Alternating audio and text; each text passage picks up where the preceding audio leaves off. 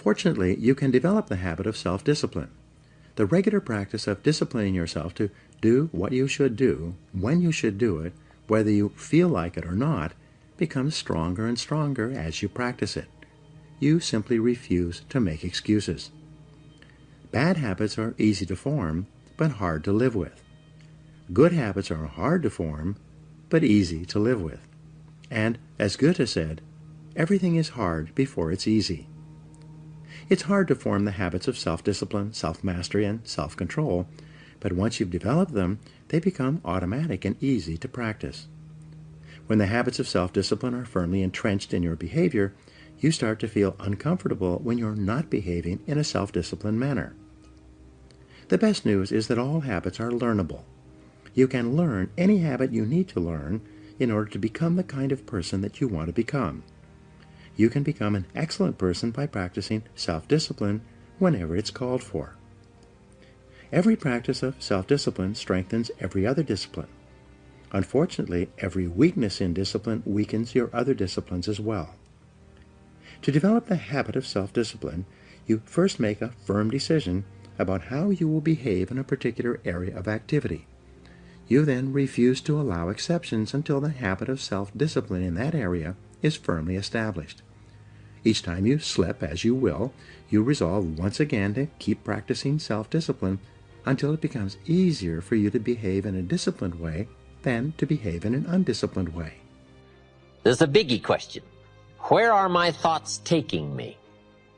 These are some of the things you want to make sure of. You might be able to be casual about some things, but here's some things not to be casual about. My philosophy is taking me somewhere. Big question, where?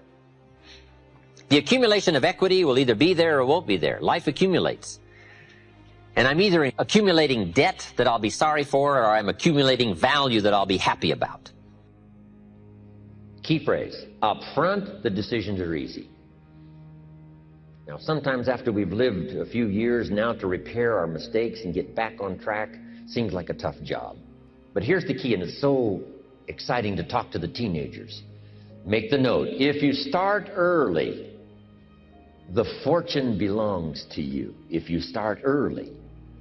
All fortunes that are available to humans, if you start early, the promise looms large and the odds are heavy in your favor.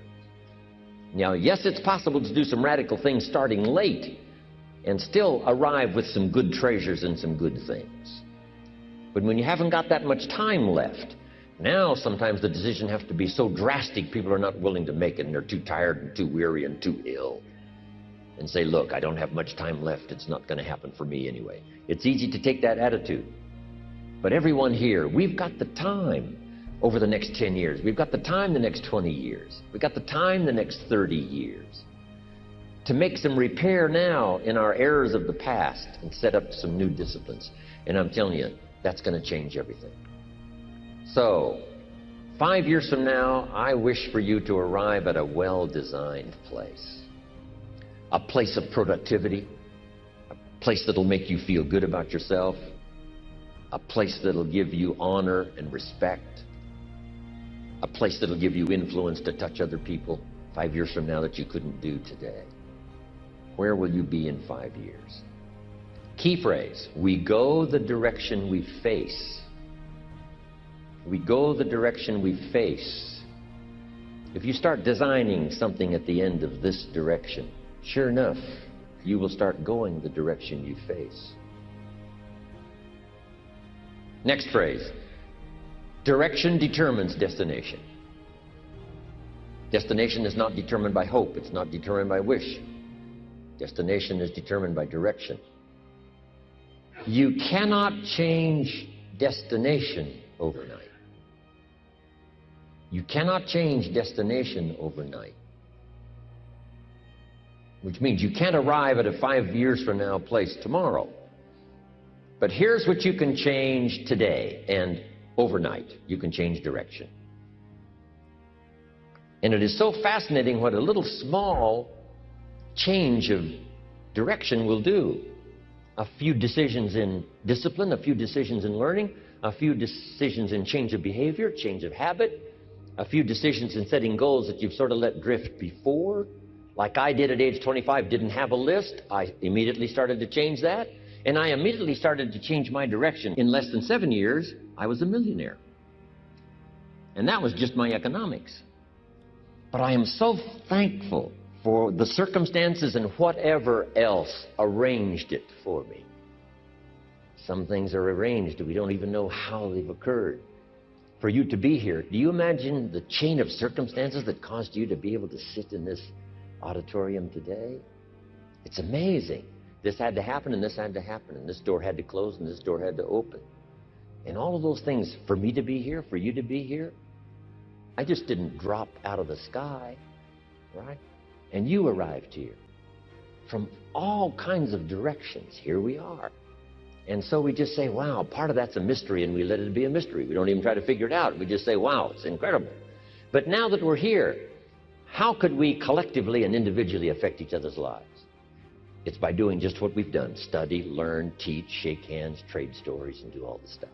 So that we can help other people as well as ourselves to make that small journey to a new direction. So jot that down. It's only a small journey to a new direction. But as time passes and your experience begins to grow, when someone says, see it, a long time ago you couldn't see it. Why? Not enough colors, not enough vocabulary, mental vocabulary, inner vocabulary to translate it for you. So you could only see it in a limited way. But as time passes, that's one of the advantages of age. That's one of the advantages of maturity. That's one of the advantages of living long enough to look at something at age 50 instead of age 5, to look at something at age 40 instead of age 10. The difference can be magnificent if you continue your self-education so that you learn to appreciate the wide range of what's happening in the world and around you in every subject possible. So, age 12, limited colors on the palette to paint pictures on your consciousness. But as time passes, we'll have a multi-dimensional possibility for you. One is because I'm expressing them to you at my current age. I probably couldn't have begun to express what I'm going to express for you these last 2 days 25, 30 years ago. Couldn't have done it. Didn't have the vocabulary. Didn't have the refinement, didn't have the experience, hadn't been to Russia teaching capitalism. All life form strives to the max of its potential except human beings. All life form strives to the max of its potential except human beings. How tall will a tree grow? As tall as it possibly can. You never heard of a tree growing half as high as it could.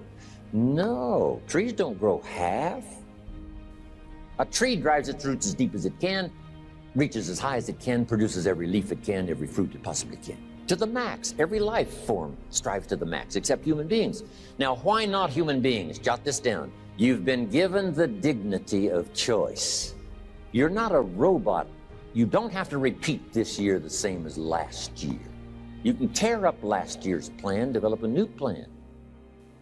So, the dignity of being a human being.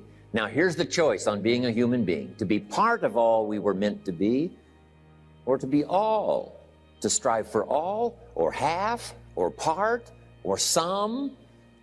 The choice is up to you.